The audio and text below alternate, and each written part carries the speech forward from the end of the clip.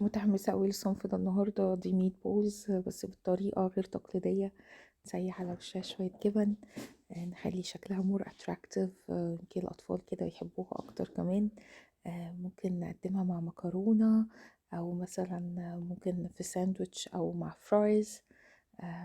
هنبدأ الأول إن احنا هنجيب عيش توست ونبوشه في شوية لبن. دول حوالي ربع كوباية لبن، ودول توستيتين لتقريبا 300 جرام من اللحمة. 300 جرام من اللحمة المفرومة. دي اللحمة المفرومة بتاعتي. حطيت عليها بصلة متوسطة مفرومة، وحطيت عليها ملح، وحطيت عليها فلفل، توابل اللحمة، ربع معلقة قرفة. بقلب كويس وبعدين بضيف التوست بتاعي. وهنا طبعا لازم بعجن بالايد عشان اتأكد ان اللحمة بتاعتي والتوست والتوابل والبصل كلهم اختلطوا ببعض جدا، وبقوا زي قطعة واحدة كده.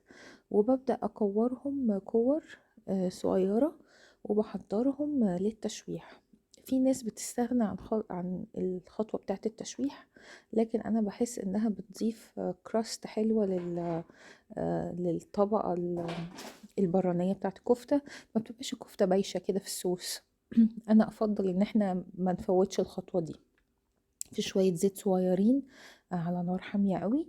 ممكن نبدأ نحط الكفتة. يفضل لو تيفال، لان انا اكتشفت ان اللي انا بستخدمها دلوقتي دي هي تقريبا سيراميك او رخام او وات ايفر، مش واخده بالي قوي يعني.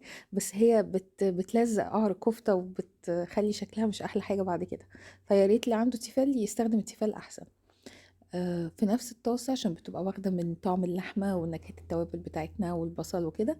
ببدأ أحضر صوص الطماطم بتاعي. ده عصير طماطم أنا عصراه في البيت. بحط عليه ملح وفلفل ومعلقة من الثوم المفروم، ده جاهز عندي في الفريزر. ممكن نحط فص ثوم، لو عندنا فص ثوم فريش نبشره ونحطه. وبنحط ومعلقة من معجون الطماطم، وبنسيبه لغاية ما يتسبك.